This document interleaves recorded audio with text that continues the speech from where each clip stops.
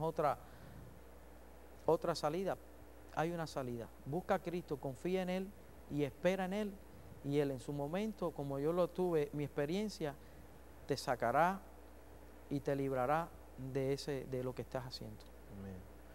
Y lo que vamos a hacer es que ahora, en esta otra parte que vamos a tener, queremos tener con nosotros aquí a tu esposa, y también tú nos vas a decir cómo tú pudiste liberarte de la seguridad del Estado, porque eso era traición.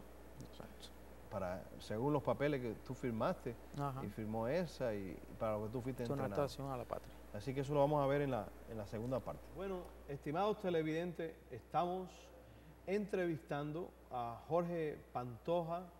En la primera parte de esta entrevista, pues, él nos habló un poco sobre su vida, nos habló cómo el gobierno de Castro, el gobierno comunista de Cuba, lo preparó a él desde niño para infiltrarse en las iglesias y destruir así iglesias, destruir así, podemos decir, hasta la vida de los pastores, porque sospechaban que ellos trabajaban para la CIA. Esa fue la primera parte, nos contó cómo él empezó a crear un testimonio de que se había convertido a Cristo y cómo fue entrenado para eso. Pasó el tiempo, y se hizo de confianza ahí en la iglesia y conoció a su esposa, se casó, y nos quedamos en que queríamos oír de su esposa cuando ella supo que su esposo Jorge trabajaba para la seguridad del Estado, cuál fue la reacción de ella. Así que con nosotros tenemos aquí a Elsa, esposa de Jorge. Elsa, bienvenida a este programa, una visita pastoral, y queremos que tú nos digas qué pasó en tu mente, en tu corazón, cuando tú supiste lo que era Jorge y para quién estaba trabajando Jorge. Bueno, yo le doy gracias a Dios en esta noche por estar aquí dando este testimonio que esperamos que sirva para muchas personas que nos están viendo y nos están escuchando. Yo me crié en un hogar cristiano de niña, pero yo no iba a la iglesia porque mis padres me llevaban. Yo iba a la iglesia porque yo me convertí a una edad muy joven, experimenté la salvación de Dios y siempre fui líder dentro de la iglesia. Yo me gradué, me hice dentista y me mandaron a trabajar ya graduada para Bayamo. Y en Bayamo conocí a Jorge. Como toda muchacha cristiana, yo anhelaba un joven cristiano, de verdad, formar un hogar cristiano donde yo pudiera enseñar a mis hijos las enseñanzas del Evangelio, de Dios. Y cuando yo conocí a Jorge, me impresionó no su físico, sino su forma de ser, su carácter. Era lo que más a mí me atraía de ese joven, un joven líder. Era el presidente de los jóvenes en aquel entonces. Y yo estaba convencida de que Jorge era cristiano, de que era un joven realmente convertido. Nos enamoramos, nos casamos y hasta ahí todo marchaba bien. Pero después de casado empezaron a surgir anormalidades dentro del matrimonio, como sus llegadas tardes. Él salía a las 7 de la noche de trabajar y a veces llegaba a las 12 de la noche, a veces llegaba a las 11. Y entonces yo le decía, bueno, ¿y qué tú hacías? ¿Dónde tú estabas? Y él me decía, no, yo estaba en casa del pastor, o yo fui a visitar con tal hermano. Y entonces había veces que el domingo o cuando llegábamos a la iglesia, pues los hermanos me decían, oye Jorge, tú estás perdido. Hacía días que no te veía y el pastor le decía, oye Jorge, mira, quedamos en vernos tal día, no viniste.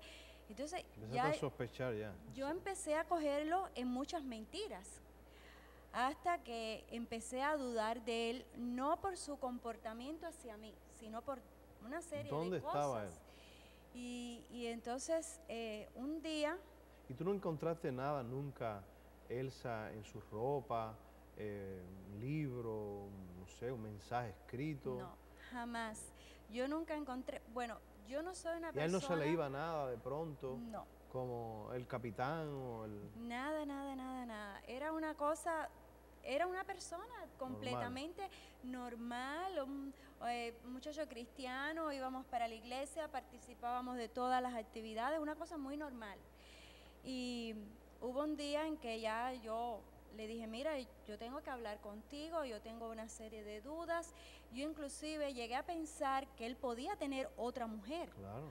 Porque esas salidas extrañas, esas llegadas tardes, y yo pues les reclamé como esposa, y él pues me dijo, no, es que hay cosas que yo no te puedo decir, y entonces yo me puse brava. Yo dije, bueno, entre nosotros como matrimonio no debe haber secretos, hasta que él me dijo, mira, siéntate ahí. Me sentó en el borde de la cama, en el cuarto, y me dijo, te voy a decir algo, yo no sé cómo tú vas a reaccionar, pero yo no quiero que esto afecte nuestra relación como pareja. Yo te amo mucho, yo realmente estoy enamorado de ti y yo soy cristiano, pero yo pertenezco a la seguridad del Estado. Hermano, eso fue un momento para mí indescriptible. Yo no sabía cómo le iba a contestar, era como que yo no estaba viviendo la realidad, como que yo no entendía. Le dije, yo no entiendo lo que tú me estás diciendo, aclárame, porque yo no te entiendo. Entonces él me dijo, sí, mira, yo trabajo para la seguridad del Estado, yo soy un agente.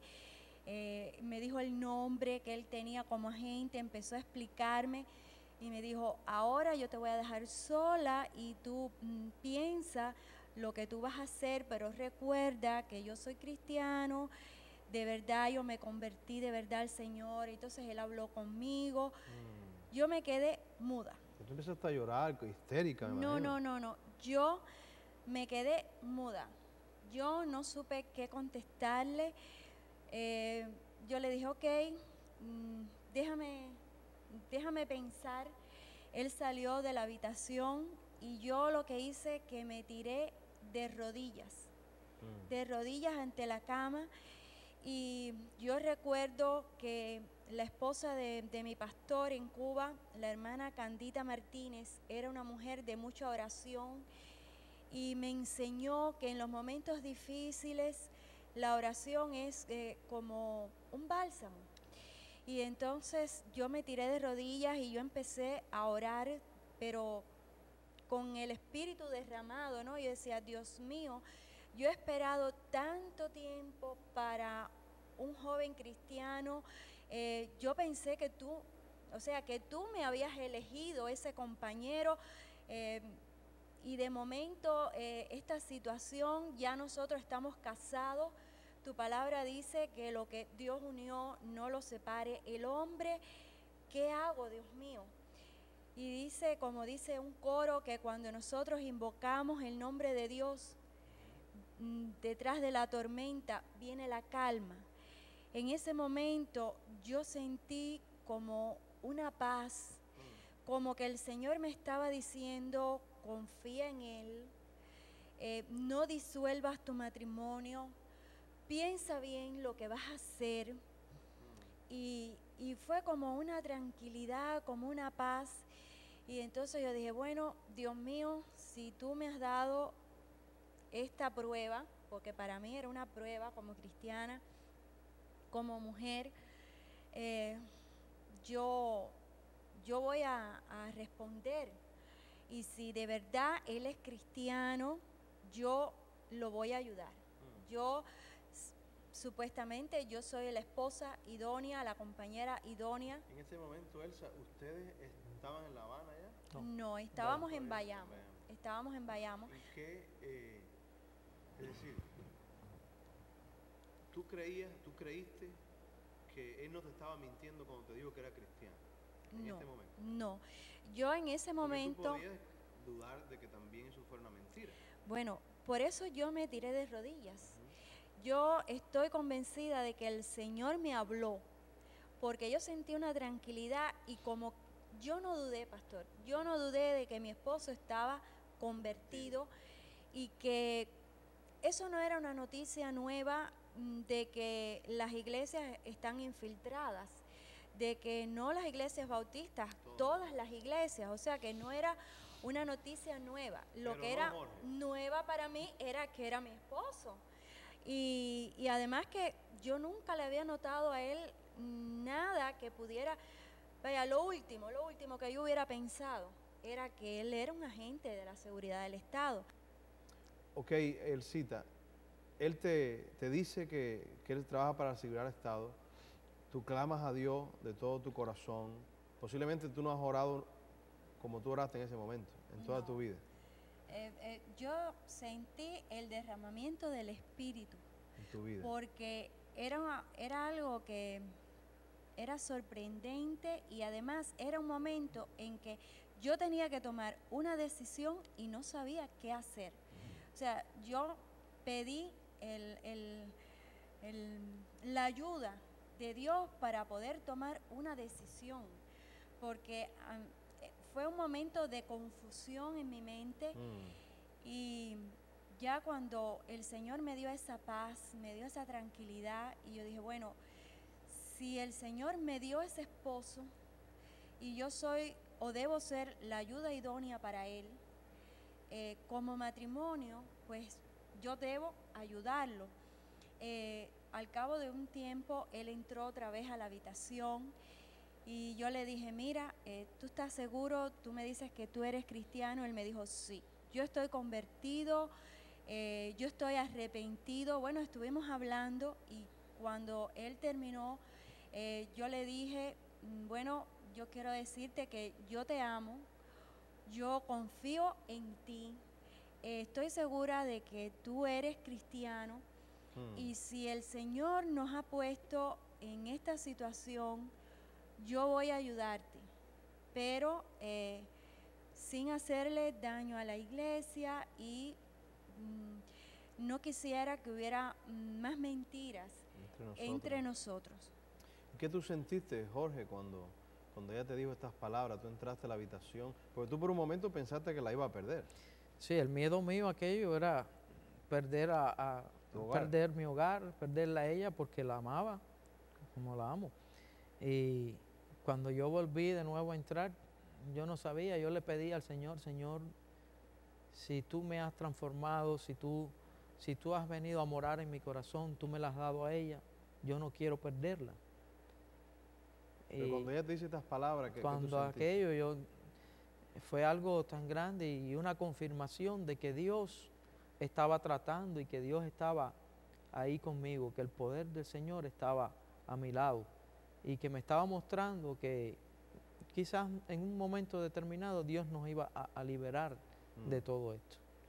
Entonces ustedes decidieron, ¿cómo ustedes se mudan para La Habana? Bueno, ella termina el servicio social y entonces nos vamos a La Habana. Okay.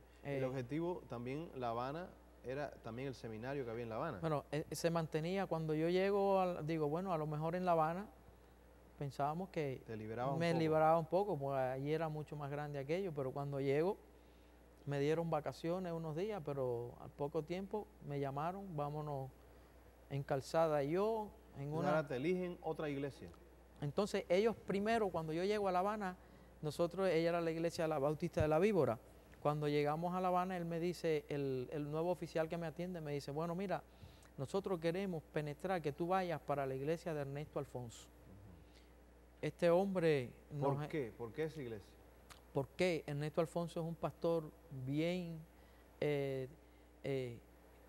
emprendedor, ¿verdad? Entusiasta, bien evangelístico. Y alcanza jóvenes. Alcanza jóvenes, es una iglesia, era un pastor bien floreciente allí y lleno del poder del Espíritu Santo. Entonces, ¿cuál es la misión? Para desequilibrar aquella iglesia. Pero entonces yo le dije, bueno, mira, si yo me voy allá, va a llamar la atención. Si mi esposa está, inclusive la iglesia nuestra allí en La Habana, nos quedaba en la misma acera a unas cuadras. Eso va a llamar la atención. Entonces, bueno, digo, bueno, determinado, vamos en La Víbora, quédate en la iglesia de La Víbora Pero tenía que hacer el mismo trabajo. Pero en la tienes que víbora. hacer el trabajo en la víbora, mantener las cosas, chequear las cosas en la víbora, pero lo fundamental, punto central, el seminario. Que tú entres al Hacerme, seminario hacerme y te hagas pastor. pastor. Entonces allí en las convenciones, en las actividades, cuando hacían el llamado, yo pasaba al frente para hacer, pero bueno, tratábamos nunca de no entrar al seminario. Inclusive hay alguien que es un hombre de Dios, en el único que yo pude confiar, tuve la confianza en que el Señor me mostró que era el único hombre que yo podía confiar aquel secreto aparte de mi esposa. Sí, ya tú entraste en el seminario. No había entrado al seminario, nunca entré a Pero estudiar. estabas Estudié, hablando sí, cursos. sí, estudié el curso de predicador laico que se dio, 3 años, pero aparte de eso, cuando ya hacían el llamado para inscribirse, para entrar al seminario, el hermano Luis Manuel González Peña, Que rector, era el director del era el seminario. rector del seminario, un día me dijo, mira, yo siento que Dios te está llamando, yo quisiera que tú entraras al seminario, y fue el hombre que Dios me dijo, confía en él te puede guiar. Y entonces yo le dije, mire pastor, vamos, allí en la iglesia de Macola, en el seminario, hay una lomita, digo, vamos a bajar por las escaleritas y sentarnos allí debajo de las matas, porque aquí en el edificio yo no le puedo decir. Y entonces bajamos y nos sentamos allí por los escalones, le dije, mire, yo no puedo hacer, yo siento que Dios me quiere usar, pero no se puede servir a 2 señores. Yo tengo este problema. Y le conté toda la historia a aquel hombre. Aquel hombre me echó la mano sobre mis hombros y me dijo, estate tranquilo, ten confianza en el Señor que Él te va a sacar. Y vamos a estar orando y vamos a estar en contacto, en oración, y Dios te va a liberar de una manera que tú menos te lo puedes imaginar. Así que tú no esperabas No esperaba esas palabras de aquel hombre. hombre de Dios. Creo que ha sido uno de los grandes hombres de Dios que ha habido en nuestra patria. Verdaderamente, y estoy seguro, siempre se fue con ese secreto. Cuando él se enfermó, yo estuve en varias ocasiones allí, en su habitación, y le inyecté, le ponían algunas inyecciones como enfermero que era. Pues yo trabajé en el Hospital Hermanos Amejeira durante 12 años y llevo conmigo siempre algo. Esta Biblia, él me la dio y me dijo, mira, tengas un recuerdo de los servicios en la obra del Señor. Me la dedicó él y dice, llévala contigo, algo de recuerdo mío. Y la guardo siempre con mucho amor, de aquel gran hombre de Dios que me ayudó, porque el miedo mío fuera que el riesgo de contar, de confesar algo en lo que yo estaba y que lo dijera, porque años de cárceles, destruirme la vida, destruirme mi matrimonio, mi familia, era el riesgo todo. Pero yo sentí que Dios era el que nos estaba guiando hacia hablar con Él.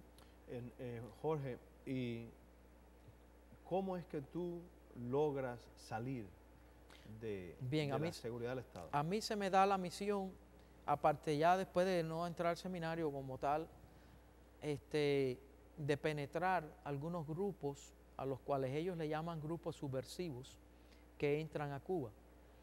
Son grupos de cristianos no denominacional, como Puertas Abiertas. Este es uno de los grupos más agresivos que ellos consideran hacia la entrada de... ¿Estamos hablando de grupos que están dentro de Cuba? Son grupos fuera, en el exterior, que entran, van a Cuba o a cualquier otro país y entran literatura cristiana. Entonces ellos consideran que estos grupos están financiados por la CIA. ¿Qué pasa? Me dicen, bueno, a toda esa gente que entre aquí hay que tratar de contactar y penetrar. Estaba cruzadas estudiantiles, las cruzadas estudiantiles profesionales para Cristo, Juventud con una Misión, que estaba también aquí en Miami. Ese estaba en la mirilla de ellos. Ellos estaban en la mirilla. Todos estos grupos estaban en eso. Puertas Abiertas. Puertas Abiertas, Juventud con una Misión, CLC, ellos lo tienen también como un centro, el Centro de Literatura Cristiana. Y entonces, una de las actividades que hay en Cuba va un hermano, Douglas Smith, el cual es el rector del seminario, el Instituto William Carr en California. Cuando él llega me dicen, bueno, mira, enfócate a este hombre. Este hombre trabaja directo con la seguridad, con la CIA. Y es el director de una universidad en Miami, Estados Unidos. en Estados Unidos. Entonces, allí yo conocí a Douglas Smith en la iglesia de McCall. Y entonces nos conocimos, pudimos hablar. Me dan la tarea de lograr, de obtener un permiso de una carta de invitación de algún pastor de aquí de los Estados Unidos que me haga una invitación y venir acá. Era en el tiempo donde se iba a celebrar Expolit, en el 94. Esa fue mi primera salida. Me dieron la tarea la principal tarea era penetrar el Instituto de California, William Carr en California. Penetrarlo y si podía estudiar, contacto con las personas y inclusive con el rector, y si en un futuro poder ir a estudiar allí, penetrar. Inclusive me dijeron, tienes que tener cuidado en los cuartos porque tienen micrófono, la CIA tiene, ahí radica un centro de la CIA. Y aquella es la idea, digo, bueno, la única, un cuartel general que donde preparan, dice, ahí preparan gente, misioneros, y los mandan a los países comunistas. ¿Qué pasa? El terror de ellos siempre ha sido la iglesia. Porque cuando una persona se entrega a Cristo, cuando Cristo obra con poder en la vida de un ser humano, esa persona tiene la capacidad de pensar, de poder ver, de poder sentir, claro. y lo que quiere es liberarse. Entonces te asignan a ir a esa Entonces universidad. me asignan a esa universidad. Entonces me dan una serie de listas. Dice, en este tiempo se va a celebrar en Miami Expolit 94. Ahí donde van a exponer, van a ir distintos tipos de predicadores. Tienes que tratar de entrar a ser invitado ahí en Expolit. Yo vengo acá, inclusive el hermano Rodríguez, el pastor, fue mi guía. Aquí en Miami. Aquí en Miami, aquí en Expolit. En Expolit. Allí logré tener contacto con el hermano Luis Palau, tratar de hacer, para ellos. Eso era difícil también. Eso era difícil. Pero bueno, había un cubano que estaba de visita allí en Expolit en aquella época. Logré hablar con Luis Palau, hacer contacto con distintos hermanos. Allí los conocí. Y entonces me tiré fotos con todos estos hermanos. Ahí tengo las fotos todavía. ¿Tú tenías que llevar esa prueba? Tengo las pruebas. Allá a Cuba, cuando yo parte de tu trabajo. Cuando yo llevo aquello, la prueba de fotografías con Nicky Cruz, con Luis Palau, con Alberto Motesis, estaba Domingo Fernández, el hermano Domingo Fernández, Marcos Witt. Aquello era tremendo. En un centro donde en un solo viaje yo pude hacer contacto con tanta gente. Y no tanto eso, sino con los centros que producen literaturas. ¿Y ellos conocen esos nombres? Ellos conocen, tienen todo eso. Es la especialidad de la segunda unidad, que es enfrentamiento ideológico. Ellos estudian, conocen todo. La vida de las personas. Ellos conocen todos los personajes. La gente que son relevantes. La gente que son relevantes. Inclusive, esta unidad prepara gente que van a Centroamérica y van grupos a recoger algodón. No sé, en estos momentos iban grupos de Cuba, llevaban jóvenes y miembros de iglesia que pertenecían al Consejo Ecuménico, y aparte de eso los de la Cueva, le llamaban la Cueva, Cuba iba a los Centroamérica a recoger. Pero ¿cuál es el objetivo de esto? Inclusive este primer oficial que era el jefe de Oriente, en la parte oriental, en la parte donde yo me inicié, lo mandan a Nicaragua cuando está la revolución en Nicaragua, a preparar allí esta especialidad allí en Nicaragua. Es decir, que el gobierno de Cuba tiene un departamento para estudiar, cuando decimos cuestión ideológica, estamos hablando más que todo de la iglesia. La iglesia, esta unidad se dedica nada más que para iglesia, centro espiritista, todo lo que es espiritual. En cuestión de religión. Y conocen las personas. Dirigida por Caridad Diego. Allí en el Consejo, en el Ministerio del Interior. No, en el Consejo de Estado está Caridad Diego. Y tiene sus asesores, pero asesorada también por la inteligencia. Entonces, tú hiciste contacto, volviste a Cuba. Volví a Cuba. Llevé aquella foto, aquello Ok. fue ¿Y a tremendo. ellos les tú gustó el sabes. trabajo A que tú aquellos les hiciste? gustó el trabajo y me dice, el año que viene tienes que ir y penetrar a esta gente. Ok. Y lo hiciste, volviste. Cuando la vengo, próxima. yo vine a casa de unos hermanos. El Señor los puso a esos hermanos aquí. Pero un momentico, Jorge, pero tú realmente no le decías a ellos nada muy importante, ni nada Lo importante es que hacen literatura, que Ujú. editan Biblia, que son cosas predicadores, que todo el mundo lo sabe. que todo el mundo lo sabe. Es decir, tú no estabas diciendo cosas que le afectaban a esa gente, No. ni tendiéndole trampas. No, Ese- no, en este ese momento- no era mi objetivo. Para ok. mí, como cristiano ya, Ujú, no era mi objetivo. Mi objetivo era hacerle ver a ellos que yo logré llegar Ujú. hasta esas personas, contacto. esos contactos. Ok, el segundo viaje, ¿qué pasó? En el segundo viaje, vengo acá de nuevo a Miami, pero yo sentí que Dios me decía que ya yo tenía que determinarme. Entonces estaba en casa de unos hermanos, estaba yendo a la iglesia, de la iglesia bautista de aquí, West Hialeah, donde pastoreaba el hermano reverendo David Lema. En la casa donde estábamos nosotros, este hermano me recibió en su casa, él no sabía nada. Claro, claro. Entonces yo cogí y le dije, mira, él tiene un primo hermano que le estoy eternamente agradecido a este señor, que es Feliciano Foyo, que era el tesorero de la Fundación Cubano-Americana. Entonces ya tú te abriste con David. Entonces, o con alguien. no había hablado todavía con Ok. David. Yo fui y hablé con Feliciano, y entonces Felo me dijo, mira, mi hijo, no te preocupes, yo te voy a ayudar. Este hombre, de verdad, sin conocerme, porque fui inclusive en su casa, me dijo, yo te voy a ayudar, te vamos a buscar un abogado, pero usted no va a ir más para Cuba.